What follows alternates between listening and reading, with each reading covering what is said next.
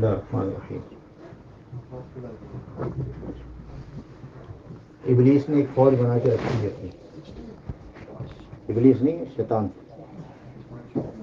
شیطان اور ابلیس، اس کی بھی ایک فوج ہے، ایک جماعت ہے. قل اوحی الی انہ استمع نفر من الجن. نفر کہتے ہیں جماعت کو. جس طرح انسانوں کی فوج ہوتی ہے، اسی طرح ابلیس کی اور شیطان کی بھی ایک فوج ہے. اور ابلیس میں جو سب سے بڑا، جو شیطان میں سب سے بڑا جو سربراہ ہوتا ہے، اس کو ابلیس بولتے ہیں. وہ چھوٹوں کی ڈیوٹیاں لگاتا ہے، کہ جس طرح ہم لوگ ڈیوٹیاں لگاتے ہیں نا، کام کرنے والے جو ہوتے ہیں، مینیجر ہوتے ہیں، کہ بھائی آج یہ کرو، آج یہ کرو، آج یہ کرو، آج تمہارا یہ کام ہے. تو ابلیس نے بھی ڈیوٹیاں لگائی ہوتی ہیں، اور صبح بھیج دیتا ہے، کہتا ہے شام کو رپورٹ آ کے مجھے دینی ہے کہ تم نے یہ کیا، تم نے یہ کیا، تم نے یہ کیا.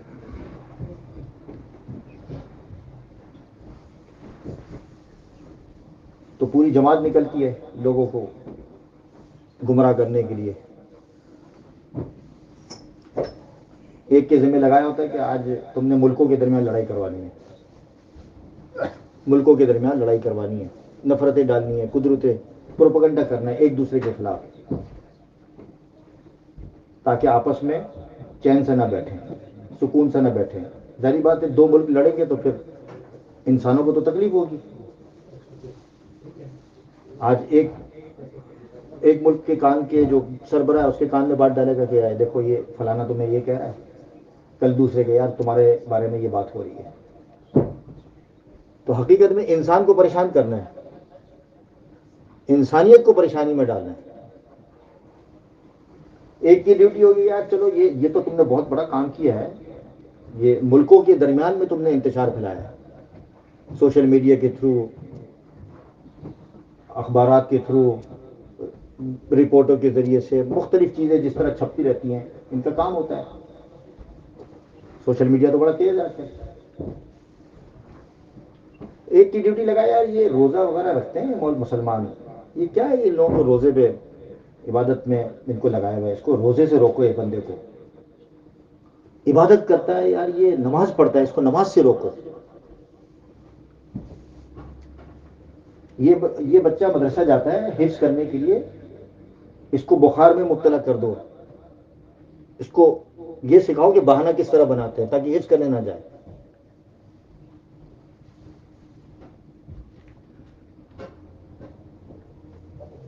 اندازہ کریں، مجھے ٹونسلس کی بیماری تھی بچپن میں بہت زیادہ، ہر 15 دن کے بعد بخار، ہر 15 دن کے بعد بخار، مشکل ہو گیا تھا حفظ کرنا میرے لیے. اور آپ کو پتہ ہے پاکستان میں جس طرح پڑھاتے ہیں، سختی بھی ہوتی ہے بہت زیادہ، تو ہر روز کوئی نہ کوئی مسئلہ. ہمارے خاندان والے کہتے ہیں، ابو سے روز آ کے کہتے ہیں چھوڑو یار اس کو، لگاؤ اسکول میں. ابو نے کہا کہ نہیں، ابو کو تو آپ جانتے ہیں جب ایک بات کے پیچھے پڑتے ہیں تو اس کو نہیں چھوڑتے. کہتے ہیں نہیں، میں نے نیت کی ہے اس کو میں حافظ بھی بناؤں گا، عالم بھی بناؤں گا، چھوڑنا نہیں میں نے، چاہے پوری خاندان کی مخالفت ہو. تو اللہ تعالیٰ نے کیا. تو پیچھے لگا رہتا ہے شیطان کہ بھئی اس کو مدرسے سے جانے سے روکو، اسکول جانے سے روکو، طرح طرح کی چیزیں اس کو روکو.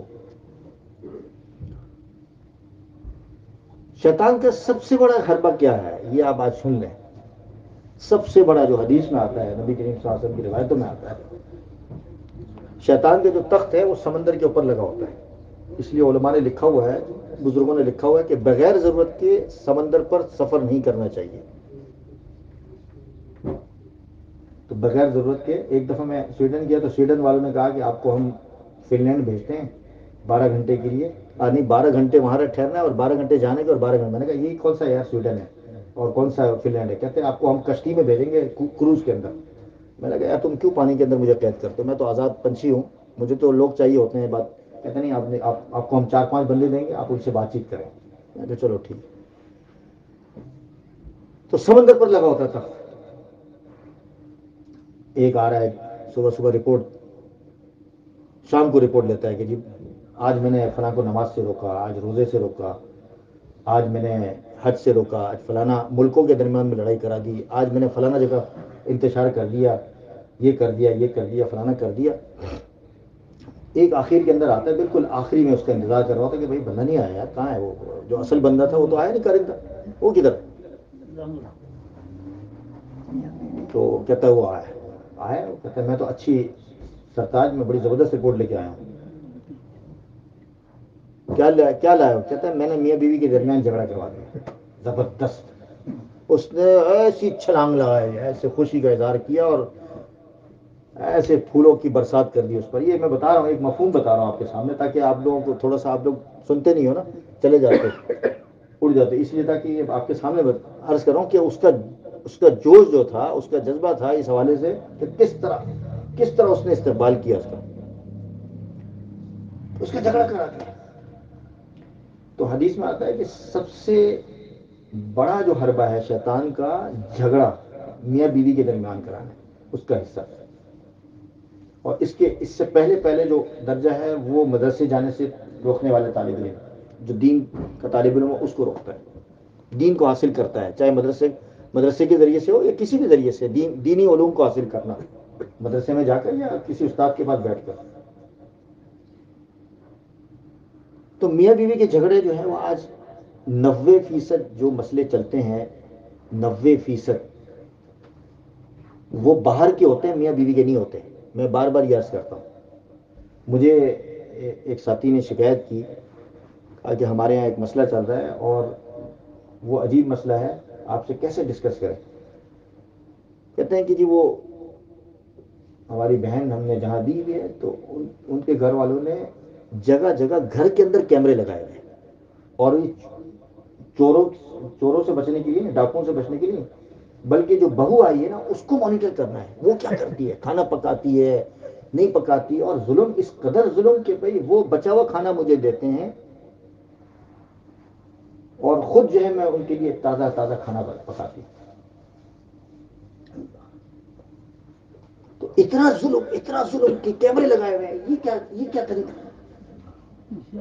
اور پھر شادی کی. بھائی اب وہ بیچارہ کیا ہوتا ہے کہ شادی تو بیچارہ وہ کر کے لے آتا ہے، شوہر بڑا مجبور ہوتا ہے. میں بار بار عرض کرتا ہوں، شوہر ماں باپ کی وجہ سے بیچارہ بہت مجبور ہوتا ہے. اب ماں باپ کو یہ سمجھ نہیں آتی کہ بھائی وہ یہ بھینس یا گھر کی کوئی لونڈی تو نہیں ہے کہ بھائی اس کو لے کر آیا ہے کہ بھائی اس سے ہر وقت اس کو اس طرح رکھنا ہے، ظلم کرنا ہے. یہ معاشرے کے اندر اس قدر یہ تیزی کے ساتھ یہ چیز سرایت کر گئی ہے کہ آپ سوچ نہیں سکتے. دوستوں میں لڑائی کرانی جی، شیطان ایک کے دل کے اندر بات ڈالے گا، نفرت ڈالے گا، اور جو محبت ہے آپس کی محبت وہ ٹکڑے ٹکڑے ہو جاتی ہے، ریزہ ریزہ ہو کے ہو جاتی ہے. اور کبھی کسی کے بارے میں کوئی بات کرے گا، پیچھے جا کے بات کرے گا، کبھی کوئی کسی کے بارے میں بات کرے گا. یہ شیطان اس کو وسپرنگ کہتے ہیں نا، اس کو کانا پوزی کرتا ہے کہ بھئی یہ دیکھو، یہ اس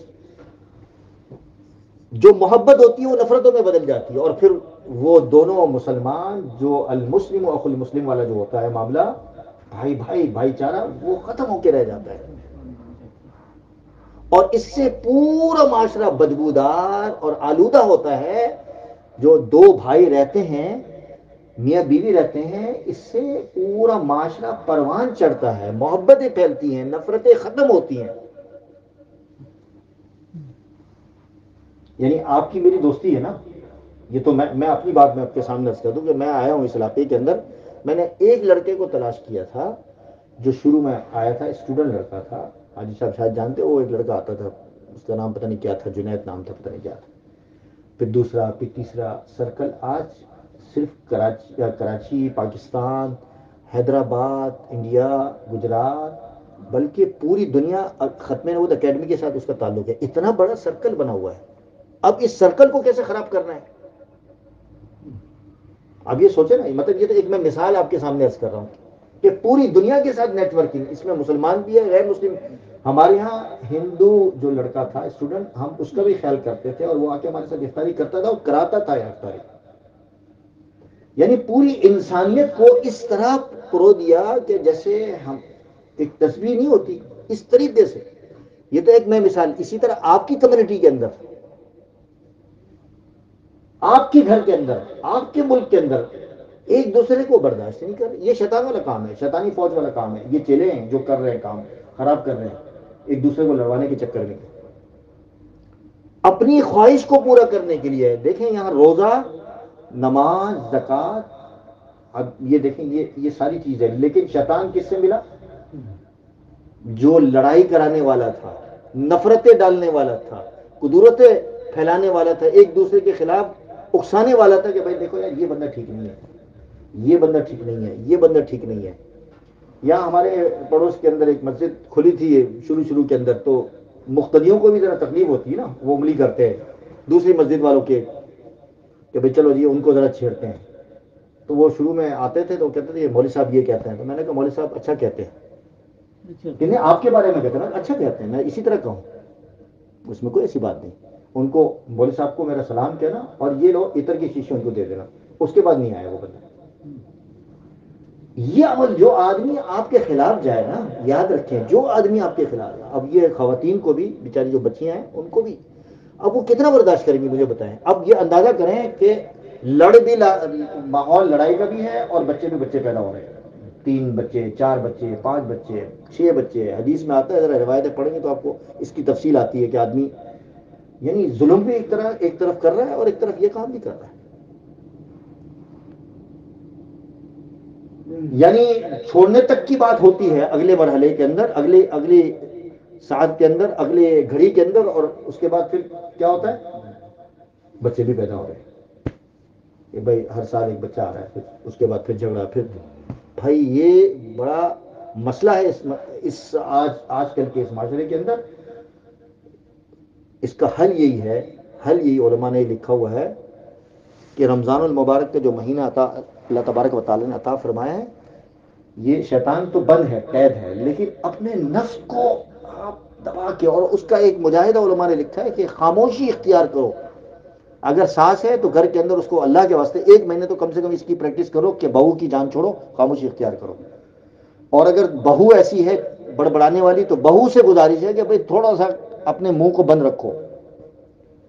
اور اسی طرح آپس کے جو نا اتفاقیاں ہیں مسلمانوں کی میں بات عرض کر رہا ہوں کہ اس کو اس طرح ختم کریں تاکہ دنیا امن اور چین اور سکون اور محبت کے ساتھ, بھائی چارے کے ساتھ رہے. ایک کی لڑائی کی وجہ سے, ایک کی فساد کی وجہ سے پورا معاشرہ خراب ہوتا ہے. اللہ تعالی ہم سب کی حفاظت فرمائے.